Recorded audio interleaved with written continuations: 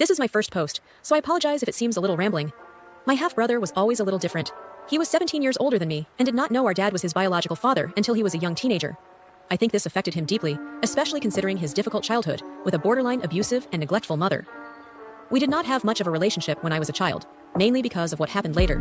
When I was 24, my brother Robbie got together with the 15-year-old girlfriend of his younger brother. This obviously raised alarm bells, and he was arrested. The girl, June, was already pregnant. Robbie spent a couple of years in jail for this, but when he got out, he and June got married and started building a life together. It seemed like he had turned things around. They appeared truly in love, and he had a great relationship with their daughter Addie. Fast forward, Addie was around 8 years old, and they had 2 more children with a baby on the way. It was the week of my wedding, and June, who I had been close with since Robbie was in jail, was helping with preparations. For some reason, she refused to talk about Robbie. She was crying and almost inconsolable. Robbie and Addie were nowhere to be seen. I was preoccupied and thought June's mood was just due to hormones. A week after my honeymoon, my mom told me that Addie had told a school counselor that Robbie had been sexually abusing her. June only found out when the police came to question her and arrested Robbie. According to Addie, this had been going on for a while. June had only noticed Addie's increasing interest in sexual topics. The court case lasted 2 years. Robbie always declared his innocence, saying Addie had schizophrenia like June's dad, and imagined the whole thing. There was no solid evidence, but Robbie refused to take a lie detector test, saying they were unreliable.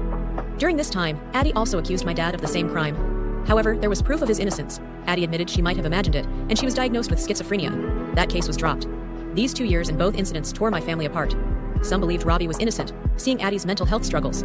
Others believed her trauma might have worsened her mental state. I was completely lost, trying to balance all sides while having my own baby and starting my life.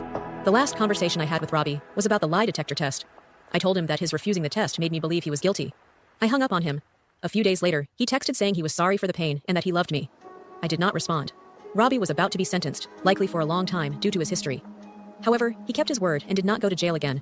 I was there when my mom got the call from Robbie's mom that he had taken his own life the night before. He left a note, but only his mom and June ever read it, and I never asked about its contents. That was 8 years ago. Since then, my niece has struggled with her mental health and became a very angry and rebellious teenager.